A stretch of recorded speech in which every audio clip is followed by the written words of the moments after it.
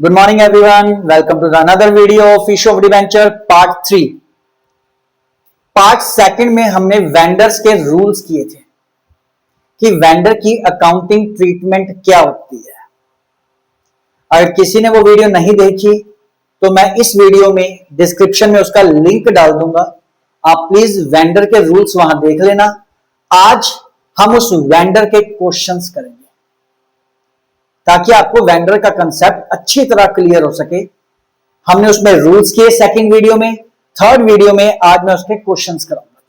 मैंने already 2 question लिख दिए हैं। इन 2 क्वेश्चंस को आपको यहां पे सॉल्व करूंगा आराम से, कोई जल्दबाजी नहीं, समझ आना चाहिए। चलिए स्टार्ट करते हैं।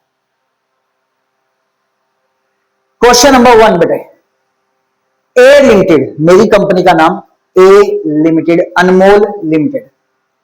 परचेज, मेरी कंपनी ने खरीदा फर्नीचर, एक एसेट खरीदी वर्थ ₹2 लाख, 2 लाख रुपए का फर्नीचर खरीदा।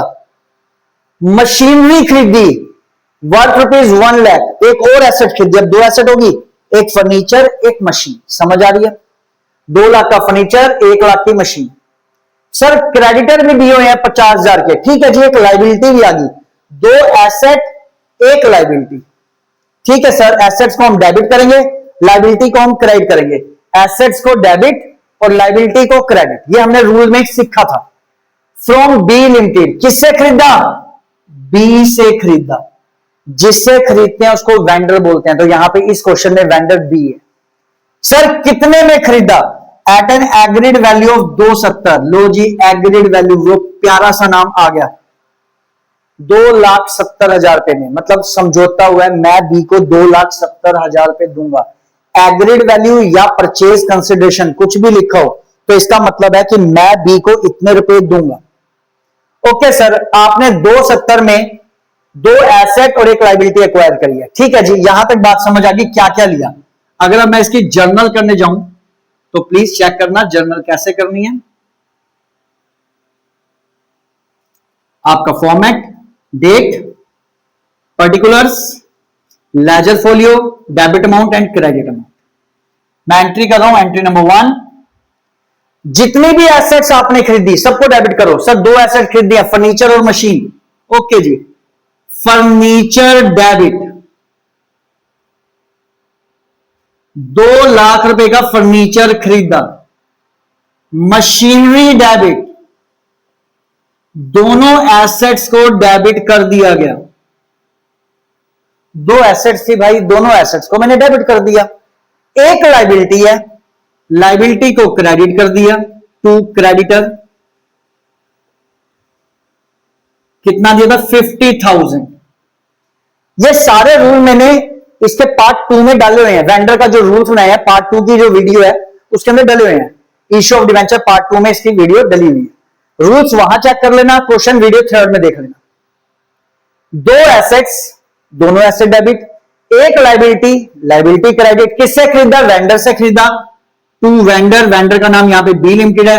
कितने रुपए में बात हुई है बी से? 2,70,000 की बात हुई है।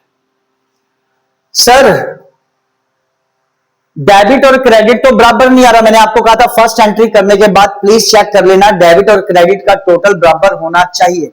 अगर बराबर नहीं हो रहा तो आपको बराबर करना पड़ेगा। डेबिट में है 3 लाख, क्रेडिट में है 3,20,000। डेबिट में कम पड़ गया 20,000 रुपए, तो मुझे डेबिट में 20,000 लिखना पड़ेगा। तो लो जी, मैंने डेबिट में 20,000 लिखा, नाम लिखा गुडविल। अच्छा सर, डेबिट में कम पड़ गया तो गुडविल, हाँ जी, और क्रेडिट में कम पड़ गया तो कैपिटल रिजर्व। और ये गुडविल और कैपिटल रिजर्व क्यों आता है? फिर वही बात है, रूल्स में डला हुआ है। प्लीज डिस्क्रिप्शन में मैं लिंक डाल दूंगा पार्ट 2 की, आप चेक कर सकते हो अगर अभी तक आपने चेक नहीं किया। डेबिट में कम पड़ा गुडविल, क्रेडिट में कम पड़ गया कैपिटल रिजर्व। क्यों आता है? ऑलरेडी बता चुका हूं। पहली एंट्री होगी, first entry complete. First entry हमेशा यही होगी, जितनी भी एसेट है डेबिट करो, कोई लायबिलिटी है क्रेडिट करो, जिससे खरीदा क्रेडिट करो। इसकी वैल्यू गिवन होगी, इसकी वैल्यू गिवन होगी, इसकी वैल्यू गिवन होगी। चेक कर लेना बराबर है या नहीं है। अगर डेबिट में कम पड़ गया तो गुडविल, क्रेडिट में कम पड़ गया तो कैपिटल रिजर्व। सेकेंड एंट्री, अब पेमेंट करने चलेंगे भैया हम। 2,70,000 रुपए की पेमेंट करनी है। पेमेंट कैसे की? आउट ऑफ विच, इसमें से 30,000 पेड बाय चेक इमीडिएटली, 30,000 का तो चेक से पेमेंट कर दी। ले भाई, बी लिमिटेड डेबिट, इस बी की पहले बी क्रेडिट होता, अब बी डेबिट हो गया टू बैंक, चेक के लिए बैंक मैंने आपको लिखवाया था। 30,000 की पेमेंट चेक से मैंने कर दी। सर अभी भी 2,40,000 बच गया, कोई बात नहीं भाई, 2,40,000 बच गया तो अब 2,40,000 की पेमेंट करेंगे कौन। एंड बैलेंस, जो बाकी बैलेंस बचा 2,40,000 bye issuing fully paid debenture, मैं अपनी कंपनी को इसको डिबेंचर दे रहा हूं। मेरा एक डिबेंचर कितने का है, 10 का, और प्रीमियम पे दे रहा हूं, तो ठीक है जी। मैंने आपको कहा था डिबेंचर देने की एंट्री होती है B limited debit to debenture. अगर प्रीमियम पे दूंगा तो प्रीमियम को क्रेडिट कर देना, डिस्काउंट पे दूंगा तो डिस्काउंट को डेबिट कर देना। टू सिक्योरिटी प्रीमियम, प्रीमियम पे था भाई। सर अमाउंट कितना आएगा, बी को कितने रुपए और देने हैं, 270 में से 30 दे दिए हैं, 2,40,000 और देने हैं, तो बी में 240।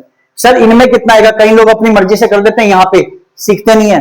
कोई कर देता है 1,20,000, 1,20,000, कोई कर देता है 2,40,000, कोई कर देता है 2,20,000 और 20,000, कोई कर देता है 1,80,000, 60,000। सर बराबर करना है, कर दिया हमने, ऐसे नहीं। इसको प्लीज ध्यान से समझना, ध्यान से समझना क्या रूल है। मेरा एक डिबेंचर कितने का बता रखा है, सर 10 रुपए का बता रखा है। प्रीमियम कितना बता रखा है, 20%। तो 10 का 20% कितना होता है, 2 रुपए। सर ये कैसे हुआ, कोई बात नहीं, ये भी देख लेते हैं। 10 का 20%, ये मैं बिल्कुल बेसिक चीजें बता रहा हूं। 10 का 20% 2 रुपए, तो 2 रुपए प्रीमियम। कितने में बेचूंगा डिबेंचर, मेरा एक डिबेंचर 10 का है, मैं 2 रुपए प्रीमियम पे बेच रहा हूं, प्रीमियम मतलब ज्यादा में बेच रहा हूं, तो मैं 12 रुपए में अपना डिबेंचर बेच रहा हूं। ओके, बिल्कुल ठीक है सर। अब जो 2,40,000 आपने बी को देना है, हमेशा इस वैल्यू से डिवाइड करना है, हमेशा 20,000, और ये जो आंसर आया है इससे इन दोनों को मल्टीप्लाई करना है, बस खत्म रूल। जो यहां पे आएगा, क्योंकि मैं जानता हूं प्रीमियम प्लस होता है, डिस्काउंट होता तो माइनस होता, 10 - 2 या 8 हो जाता बस, तो 8 से डिवाइड करता। प्रीमियम है तो प्लस हो गया, 12 से डिवाइड हुआ, जो आंसर आया इन दोनों से मल्टीप्लाई। कैसे, 20,000 मल्टीप्लाई 10, 2 लाख। सर कहां लिखे 2 लाख, भाई इसके ऊपर डिबेंचर लिखा है तो डिबेंचर के आगे लिख देना 2 लाख। 20,000 इंटू 2 40,000, कहां लिखे सर, इसके ऊपर प्रीमियम है तो 40,000 आपका यहां गया। चेक कर लीजिए, 2,40,000, 2,40,000, खत्म। सर 3 एंट्री करी, एक एंट्री एसेट खरीदने की, इसमें 2 बार पेमेंट है, एक चेक से और एक डिबेंचर से, तो इसलिए 2 एंट्री। एक से पेमेंट होती तो एक ही एंट्री। तो पहली एंट्री, जितनी भी एसेट खरीदी एसेट्स को डेबिट करिए, कोई लायबिलिटी है लायबिलिटी को क्रेडिट करिए। किससे खरीदा, बी से खरीदा, कितने में खरीदा, 270 में कहा रखा है, एग्रीड वैल्यू बोला है प्यार से, तो 270 मुझे इसे देने हैं। एंट्री करने के बाद आपको चेक करना है क्या फर्स्ट एंट्री और सेकंड एंट्री बराबर है। अगर बराबर है वेल एंड गुड, अगर बराबर नहीं है तो बराबर करिए। डेबिट में कम पड़ गया तो गुडविल, क्रेडिट में कम पड़ गया तो कैपिटल रिजर्व के नाम से पूरा करिए। ये नाम क्यों आते हैं वो एक्सप्लेन किए हुए हैं पार्ट 2 में। अब मैंने इसको 270 की पेमेंट करनी है। 270 की पेमेंट में मैंने क्या पे किया, 30,000 तो उसको पे किए चेक से, तो 30,000 की पेमेंट चेक से करी। बाकी 2,40,000 के जो बच्चे उसको डिबेंचर दिए, प्रीमियम पे दिए, तो इसलिए प्रीमियम क्रेडिट हुआ। डिस्काउंट पे देता तो डिस्काउंट डेबिट हो जाता। और कैसे आया इसका अमाउंट, ये मैंने आपको सिखाया। ये था मेरा क्वेश्चन नंबर 1। अब हम करेंगे क्वेश्चन नंबर 2 की क्लियर। प्लीज इसको एक बार नोट कर लो।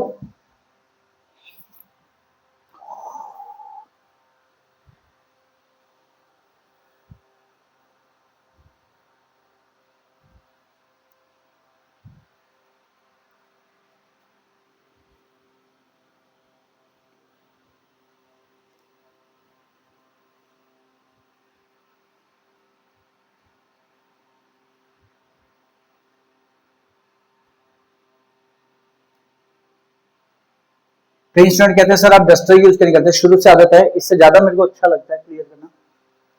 चलिए वो अपनी अपनी मर्जी है, कोई दिक्कत वाली बात नहीं है। फॉर्मेट बनाया, date, particular, ledger folio, debit amount, credit amount. चलिए अब सेकंड क्वेश्चन को रीड करते हैं। क्वेश्चन सेकंड में क्या है, ए लिमिटेड मेरी कंपनी ने परचेज किया। सर बताना कौन सी एसेट खरीदी, इस बार मैंने नाम चेंज किया, बिजनेस ऑफ बी लिमिटेड, मैंने बिजनेस ही खरीद लिया बी लिमिटेड का। सर तो इसमें तो हमें एसेट और लायबिलिटी का नाम नहीं पता। जब हम बिजनेस वर्ड लिखा है तो आपने क्या करना है, बस समझ लो सारी एसेट खरीद ली, आपकी मर्जी है। आप चाहे यहां लिखते हो sundry asset debit, sundry asset मतलब जितनी भी एसेट थी सारी खरीद ली। आप बिजनेस परचेज डेबिट भी कर सकते हो कि आपने पूरा बिजनेस ही खरीद लिया, आपकी मर्जी, कोई दिक्कत नहीं है। तो लो जी, सन्ड्री एसेट, बिजनेस के अंदर सारी एसेट आ गई, sundry asset debit. Sir liability तो है नहीं, कोई दिक्कत नहीं है। किससे खरीदी? बी से खरीदी, लायबिलिटी नहीं है, टू बी लिमिटेड। कितने में खरीदी सर? एग्रीड वैल्यू दिया हुआ 5 लाख, 5 लाख, 5 लाख में खरीदी। एंट्री करने के बाद मुझे चेक करना है कि आप बराबर है। सर बिल्कुल, डेबिट और क्रेडिट बराबर है, इसमें कोई गुडविल और कैपिटलिज्म नहीं आना। ठीक है जी। अब 5 लाख रुपए इसको पे करने, कैसे पे किए? ₹1 lakh paid by accepting bill of exchange. जो 1 लाख की पेमेंट हुई है वो बिल ऑफ एक्सचेंज से हुई है, तो इसका मतलब बिल ऑफ एक्सचेंज के लिए मैंने आपको लिखवाया, पहले बी क्रेडिट हुआ था, अब डेबिट हो जाएगा। B limited debit to BP, 1 लाख की पेमेंट बिल ऑफ एक्सचेंज से कर दी। सर अभी भी 4 लाख बचा, कोई बात नहीं, देखते हैं। And balance bye issuing fully paid debenture, बाकी के मैं उसको डिबेंचर दे रहा हूं 10 का एक पार पे, इस बार कोई प्रीमियम नहीं, कोई डिस्काउंट नहीं। B limited debit to debenture, अगर प्रीमियम होता तो क्रेडिट होता, डिस्काउंट होता डेबिट होता, ना प्रीमियम है ना डिस्काउंट है, पार है, तो यही आ गया। सर कितने रुपए और देने हैं उसको? 4 लाख रुपए और देने हैं, तो लो जी 4 लाख के डिबेंचर खत्म। क्या सबको ये क्लियर हुआ? बिल्कुल इजी है वेंडर, बिल्कुल इजी, समझ आया? तो गाइस वेंडर का क्वेश्चन खत्म। वीडियो समझ आई हो तो लाइक कर देना, चैनल को सब्सक्राइब कर लेना। अगर और अच्छे तरीके से कुछ जानना है, समझना है, तो कमेंट में लिख देना, उस पर वीडियो। Thank you.